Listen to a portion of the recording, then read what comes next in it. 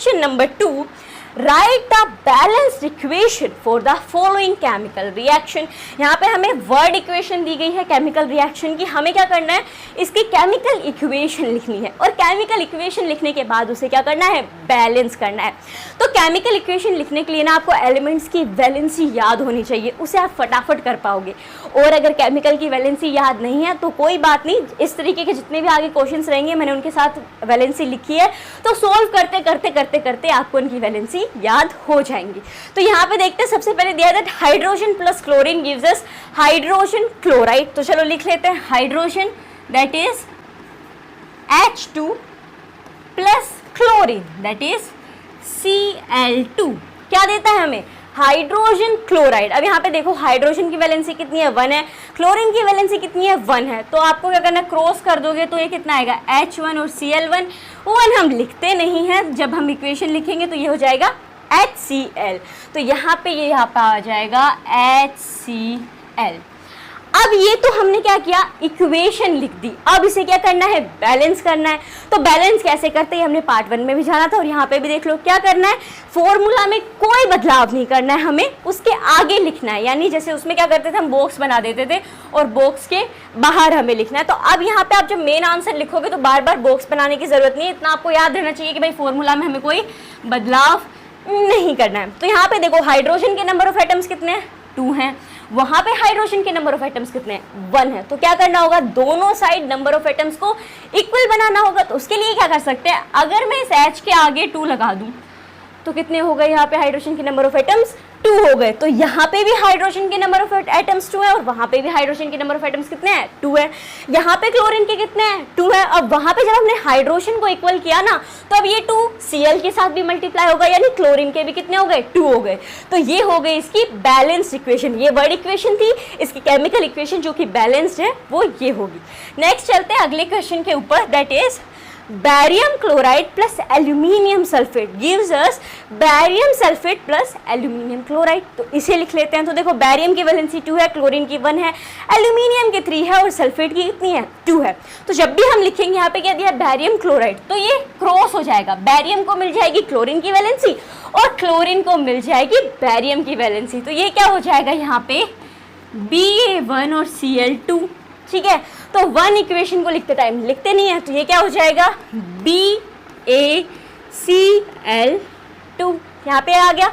उसके बाद क्या दिया है, एल्यूमिनियम सल्फेट। सो एल्यूमिनियम की 3 है, सल्फेट की 2 है, इन्हें भी क्रॉस कर दो तो Al2 हो जाएगा और सल्फेट कितना हो जाएगा, 3 हो जाएगा। तो इसे हम कैसे लिखेंगे, Al2 एंड SO4 3, राइट। तो यहाँ पे भी इसे लिख दो Al2 SO4 कितना हो गया, 3 हो गया। अब हमें क्या दिया है कि ये दोनों जब रिएक्ट करेंगे तो हमारे पास आ जाता है बैरियम सल्फेट।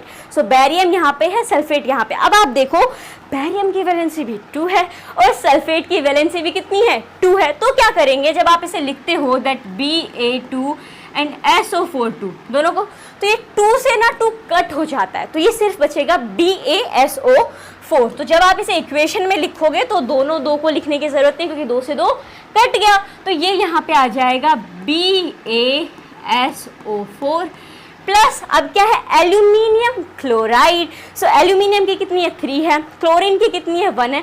तो एल्यूमिनियम के पास आ जाएगी क्लोरीन की वैलेंसी और क्लोराइड के पास किसकी चल जाएगी, एल्यूमिनियम की। तो कर दो, Cl है, सो ये हो जाएगा Al, तो 1 लिखने की कोई ज़रूरत नहीं है और Cl आ जाएगा यहाँ पे 3। ये हमने क्या किया, वर्ड इक्वेशन से केमिकल इक्वेशन लिख दी। अब हमें इन्हें बैलेंस करना होगा, तो चलिए बैलेंस करते हैं। यहाँ पे Ba यानी कि बैरियम कितना है, 1, उस साइड बैरियम कितना है, 1 है, मतलब बराबर है। यहाँ पे क्लोरीन कितना है, 2, वहाँ पे क्लोरीन कितना है, 3 है। यानी कि यहाँ पे क्लोरीन के जो नंबर ऑफ एटम्स है वो इक्वल नहीं है, तो इक्वल करने पड़ेंगे। तो क्या कर सकते हैं, यहाँ 3 है, यहाँ पे 2 है, तो थोड़ा दिमाग लगाएं। तो अगर इस 3 को मैं 2 से मल्टीप्लाई कर दूँ तो मेरे पास क्लोरीन इस साइड कितने हो जाएंगे, 6 हो जाएंगे। जैसे अगर मैं 2 × 3 कर दूँ तो 6 आ जाएगा। तो वो मैं कैसे कर सकती हूँ, इसके आगे अगर मैं 2 लगा दूँ तो ये कितना हो गया 3 2 जा 6। तो क्लोरीन के कितने नंबर ऑफ एटम्स हो गए 6 हो गए। अब इधर करना भी आसान है, क्यों, यहाँ पे 2 है तो इसे हम क्या कर सकते हैं 3 से मल्टीप्लाई कर सकते हैं। तो ये हो जाएगा 3 2 जा 6। तो यहाँ पे भी क्लोरीन के नंबर ऑफ एटम्स कितने हो गए 6 हो गए। अब देखो क्लोरीन हो गया, अब आ जाता है एल्यूमिनियम। तो यहाँ पे एल्यूमिनियम कितने हैं 2 है, उधर एल्यूमिनियम कितना है 2 है, क्योंकि अभी जब हमने क्लोरीन को इक्वल किया ना तो ये 2 एल्यूमिनियम के साथ भी मल्टीप्लाई होगा। उसके बाद SO4 यहाँ पे कितना है 3 है।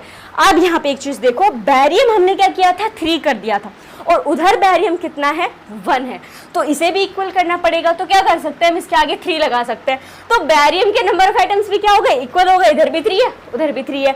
ऐसे ही SO4 यहाँ पे 3 है तो ये 3 बैरियम से तो मल्टीप्लाई करेगा ही, लेकिन साथ ही साथ ये सल्फेट के साथ भी मल्टीप्लाई हो जाएगा। तो SO4 भी कितना हो गया 3 हो गया। तो ये यहाँ पे आ गई हमारे पास बैलेंस्ड इक्वेशन। ये वर्ड इक्वेशन थी और ये इसकी केमिकल इक्वेशन है जो कि बैलेंस्ड फॉर्म में है। आगे चलते हैं नेक्स्ट क्वेश्चन के ऊपर, that is sodium plus water gives us sodium hydroxide plus hydrogen. ठीक है, इसको भी हमें लिखना होगा पहले केमिकल इक्वेशन में, फिर इसे बैलेंस करेंगे। तो सोडियम है तो इसे लिख लेते हैं Na plus water that is H2O। तो लिख लो H2O। इससे हमें क्या मिलता है सोडियम हाइड्रोक्साइड। अब देखो सोडियम की भी वैलेंसी 1 है और हाइड्रोक्साइड की भी वैलेंसी 1 ही है, तो ये यहाँ पे आ जाएगा NOH। ठीक है, अब क्या कहा है प्लस हाइड्रोजन, हाइड्रोजन है so we will write H2। अब देखो यहाँ पे ना हाइड्रोजन गैस क्या हो रही है इवोल्व हो रही है। तो आप क्या कर सकते हो, जब भी हाइड्रोजन गैस इवोल्व हो तो ऐसे ऊपर की साइड एक एरो लगा देंगे। ऊपर की साइड एरो है तो वो ये रिप्रेजेंट करता है कि यहाँ पे क्या है हाइड्रोजन गैस इवोल्व हो रही है, यानी कोई भी गैस हो ना अगर वो इवोल्व हो तो आपको ये ऊपर का एरो लगा देना है। अब यहाँ पे हमने इक्वेशन लिख लिया, अब क्या करना है इसे बैलेंस करना है। तो यहाँ पे सोडियम कितना है, यहाँ पे Na कितना है 1 है, और यहाँ पे कितना है, यहाँ पे इसे हमें सही लिखना होगा दैट इज NaOH। यहाँ पे भी कितना है 1 ही है।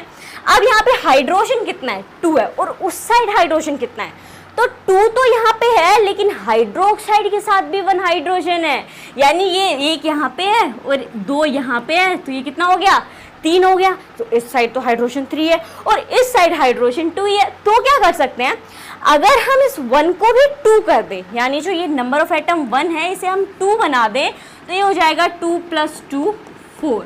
तो इसे 2 कैसे कर सकते हैं, अगर इसके आगे हम 2 लगा दें, अगर इसके आगे हम 2 लगा देंगे तो ये यहाँ पे 2 मल्टीप्लाई होगा H के साथ, तो यहाँ पे H के कितने हो गए नंबर ऑफ एटम्स 2 हो गए। तो ये 2 और ये 2 मिलकर कितने बन गए 4 हो गए। अब यहाँ पे 4 करना बहुत आसान है, कैसे आसान है, इसके साथ लगा दो 2, तो 2 इससे मल्टीप्लाई करेगा तो 2 2 सा कितना हो जाएगा 4 हो जाएगा। तो यहाँ पे हाइड्रोजन हमने क्या कर दिए इक्वल कर दिए। उसके बाद यहाँ पे अब देखो Na के साथ भी 2 आ गया। जब हमने हाइड्रोजन को इक्वल किया ना तो सोडियम के साथ भी क्या आ गया 2 आ गया, मल्टीप्लाई होगा उसके साथ भी। अब यहाँ पे बेचारा Na अकेला है तो इसे भी हमें इक्वल करना पड़ेगा, तो यहाँ पे भी क्या कर देंगे 2 लगा देंगे। अब यहाँ पे दोनों साइड सोडियम जो है वो भी क्या हो गए इक्वल हो गए। अब यहाँ पे देखो ऑक्सीजन कितना है, तो ये 2O के साथ भी मल्टीप्लाई करेगा, तो ये हो गए ऑक्सीजन की यहाँ पे नंबर ऑफ एटम्स 2। अब जरा उस साइड देखो तो यहाँ पे भी ये जो 2 लगाया था हमने हाइड्रोजन को इक्वल करने के लिए, तो ये ऑक्सीजन के साथ भी मल्टीप्लाई करेगा, यानी इस साइड भी ऑक्सीजन के नंबर ऑफ एटम्स कितने हो गए 2 हो गए। तो ये यहाँ पे आपकी बन गई बैलेंस्ड इक्वेशन 2Na। अब आप एक बार फटाफट से चेक भी कर सकते हो, पूरी इक्वेशन लिखने के बाद एक बार देखा करो कि नंबर ऑफ एटम्स दोनों साइड बराबर हैं या नहीं। यहाँ पे Na कितने हैं 2, वहाँ पे Na कितना है 2, यहाँ पे हाइड्रोजन कितने हैं 2 2 सा 4, वहाँ पे हाइड्रोजन कितने हैं 2 2, यहाँ पे 2 हो गए प्लस 2 कर दो 2 + 2 4 हो गया। यहाँ पे ऑक्सीजन कितना है 2, यहाँ पे ऑक्सीजन कितना है 2, यानी कि ये बैलेंस्ड इक्वेशन बिल्कुल सही है। नाउ जितने भी क्वेश्चंस थे इस चैप्टर के अंदर वो सब हमने कवर कर लिए हैं एंड आई होप आपको इसमें कोई डाउट नहीं होगा। जितने भी क्वेश्चंस थे उन सब के आंसर्स आपने लिख लिए होंगे। मैंने जब ये चैप्टर पढ़ा था और ये चैप्टर के जब क्वेश्चन आंसर आए थे तो मुझे समझने में बड़ी प्रॉब्लम हुई थी, तो समझ के मैंने सारे आंसर्स लिखे। फिर मैंने सोचा कि जब मैंने समझ लिया तो क्या ना मैं बाकी जो मेरे फ्रेंड्स हैं जो ऑलरेडी 10th में पढ़ रहे हैं मेरे साथ, तो उन्हें भी समझ में आ जाए। तो मैंने इसका वीडियो बना के आपके साथ जो थोड़ा बहुत मेरे दिमाग में गया था वो आपके साथ शेयर किया। अब आप इसे अपने दोस्तों के साथ शेयर करो ताकि जो मेरी लर्निंग थी वो आपके काम आई और आपकी लर्निंग उनके काम आए। सो शेयर दिस वीडियो, और हेल्पफुल लगा तो लाइक भी कर दो, और आगे जितना मैं पढ़ती जाऊं उतना आपके साथ शेयर करती जाऊं और उसके बारे में आपको पता चलता रहे, तो सब्सक्राइब करके नोटिफिकेशन बेल पे भी जरूर क्लिक कर देना। मिलते हैं एक नए वीडियो के साथ, धन्यवाद।